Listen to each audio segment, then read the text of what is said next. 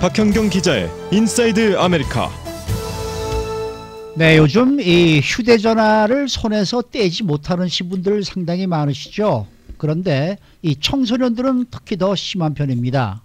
이런 가운데 학교에서 휴대전화를 금지하는 것에 대한 논란이 일고 있습니다. 박현경 기자. 네, 어서 오십시오. 안녕하십니까. 네, 대부분 학교에서는 휴대전화를 금지하고 있지 않습니까? 네, 이건 교육구마다 또 학교마다 좀 다 다른데요. 아하. 이제 휴대전화를 대체로 금지하고 있죠. 하지만 이건 보통 이제 수업 시간에 휴대전화 쓰는 걸 말하는 것이고요. 아하. 수업 시간 외에, 그러니까 뭐 쉬는 시간이라든지 아니면 점심시간 같은 때는 휴대전화 쓸 수 있는 게 대다수입니다. 네. 근데 문제는 그조차도 통제가 잘 안 된다는 거잖아요. 네. 네, 그렇습니다. 학생들이 자제력을 잃고 수업 시간에도 휴대전화를 쓸 때가 분명히 있습니다. 휴대전화를 선생님 몰래 이제 뭐 책상 밑에 놓고 쓰기도 하고요. 그리고 수업 시간은 아니더라도 쉬는 시간에 그리고 점심 시간에 너도 나도 휴대전화를 다 쓰다 보니까 통제하기가 쉽지 않습니다. 그래서 나온 게 이제 학교 캠퍼스 안에서는 아예 휴대전화를 다 금지해버리자라는 건데요. 네. 셀폰 밴드, 폰 프리 이런 학교들이 점차 늘어나고 있습니다. 아하. 그러면 이 같은 학교에서는 학생들이 휴대전화 자체를 들고 들어가지 못하게 하는 겁니까? 이것도 그러니까 학교마다 조금씩 다른데요. 이제 대체로는 학교에 휴대전화를 갖고 가는 건 허용됩니다. 허용이 되는데. 네, 소지는 할 수 있습니다. 아하. 단 이제 학교에 있는 그 시간 동안은 휴대전화를 절대 꺼낼 수 없는 겁니다.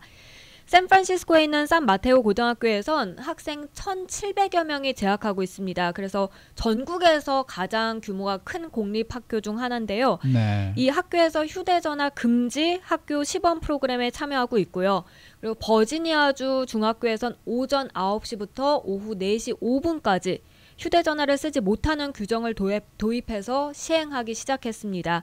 그러니까 학교 시간 전후로 해서 이제 스쿨버스 같은 데서는 휴대전화를 쓸 수 있는 겁니다. 네. 이 중학교에서는 학부모들에게 이런 사실을 알리고 만약 학교에 있는 동안 급하게 집에 전화를 걸어야 한다면 메인 오피스에 가서 전화할 수 있다고 했습니다. 교무실에 가서. 네. 근데 물론 아직까지 학교에서 이렇게 휴대전화를 완전히 다 금지시킨 학교는 그렇게 많진 않습니다. 조금 전에 뭐 예를 들어주신 학교는 좀 강경하게 못하게 네. 하고 있는 건데 LA 지역이나 우리 인근에는 뭐 이 정도까지 금지를 하는 학교는 많지가 않은 거죠? 네, 맞습니다. 이 캘리포니아 주만 보더라도 이제 휴대전화 관련 규정을 각 교육부에다가 맡기고 있습니다.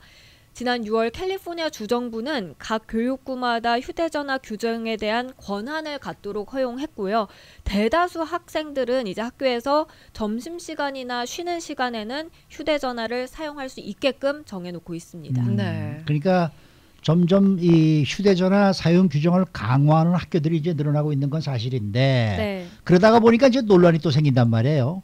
근데 왜 도대체 학생들이 학교에서 휴대전화를 못 쓰게 하는 거 이게 왜 논란이 되는 겁니까? 이게 휴대전화에 중독돼서 과도하게 사용되는 건 물론 안 되지만요. 근데 휴대전화는 사실 우리 실생활에서 빼놓을 수 없는 기기입니다. 특히 학생들이 이 휴대전화를 친구들이랑 뭐 문자하고 잡담하는 데만 쓰는 게 아니죠. 휴대전화는 좋게 보면 어떻게 보면 교육에도 상당히 도움이 될 수 있다는 평가입니다. 그러다 보니까 여기에 대해서 찬반 논란이 굉장히 뜨거워지고 있습니다. 그러니까 아무리 학교라 하더라도 이제 휴대전화를 사용하는 데 있어서 분명히 장점과 단점 이게 공존한다는 거잖아요. 네, 가장 큰 단점은 잘 아시는 대로 이제 공부하는데 방해가 될 수 있다는 점입니다. 휴대전화가 옆에 있으면 수업하는데 선생님 말씀에 집중하기보다는 휴대전화로 자꾸 눈길이 가죠.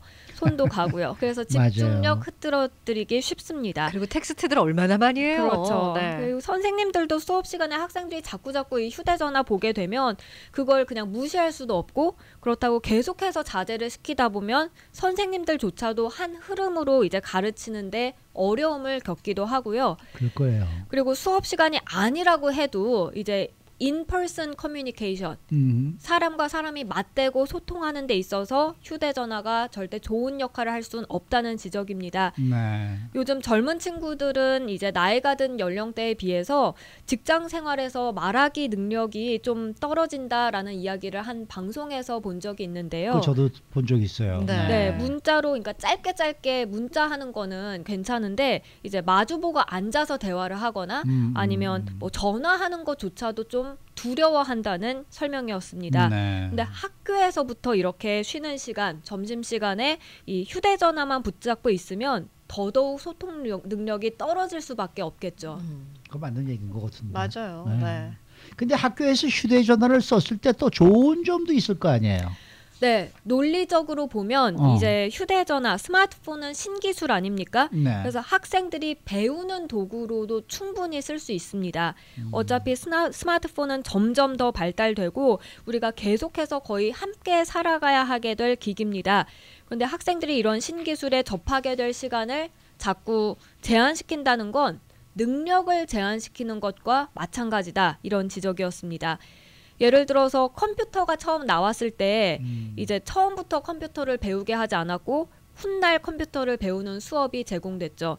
그리고 한참 후에 최근이 돼서야 코딩 수업 가르치고 있잖아요. 근데 스마트폰에 있어서도 신기술 받아들이는 걸 굳이 늦추지 말고 오히려 배움의 기회로 삼아야 한다는 평가도 있습니다.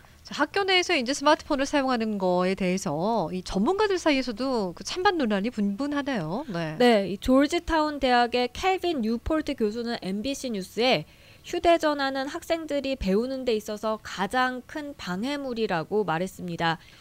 CNBC의 아비게일 헤스 기자도 학교에서 허용하기에 휴대전화가 너무 방해된다는 건 뭐 굳이 과학자들의 증거를 들여다보지 않아도 알 수 있다. 그렇지만 정말 그 증거를 확인하고 싶다면 조사 결과를 쉽게 찾아볼 수 있다고 전했습니다. 반면 라디오 KQED의 카트리나 슈워츠 진행자는 휴대전화를 일단 효율적으로 금지할 만한 방법이 없다고 지적했습니다. 어른들이 못하게 뭔가를 금지시키면 아이들은 꼭 그걸 다시 가능하게 하는 방법을 찾아낸다는 설명이었습니다. 이건 맞아요. 꼭 그렇죠. 어떻게 해서든 찾아내더라고요. 네. 또 캐나다 미디어 회사 바이스의 세리나 해리스 기자는 학교에서 휴대전화를 금지시킬 게 아니라 이제 휴대전화를 좀 더 책임감 있게 사용할 수 있는 방법을 가르쳐줘야 한다고 밝혔습니다. 그리고 시드니 모닝 헤럴드의 크리스토퍼 벤틱은 교내 휴대전화 사용 금지는 현대사회 학생들의 필요를 맞추는데 학교가 어떻게 실패했는가를 보여준다고 비판했습니다. 보지 않을 때 보게 되면 뭐 감점을 한다 뭐 이렇게 성적에서 그런 제도를 운영하면 아이들이 좀 덜 쓰지 않을까 싶은데요. 수업 시간에는. 아예 학교에서 전파를 막아버리면 어떻게 돼요? 뭐 그런 경우도 있겠죠. 이제 뭐 자동차도 그 저희 지금은 핸즈프리 이용이 가능한데 이제 출시되는 자동차에서는 아예 차 안에서는 예 전화기가 터지지 안 않도록 되게. 예 그렇게 만든다고 하더라고요. 네. 네. 근데 이 사실 뭐 휴대전화를 무분별하게 사용하는 게 아이들만이 아니잖아요. 이제 어른들도 마찬가지잖아요. 네, 여기서 잘 생각해 보셔야 할 게 네. 어른들은 그렇다면 자신이 정확하게 휴대전화 사용해야 할 때와 사용하지 말아야 할 때를 정확하게 구분해 실천하는가입니다.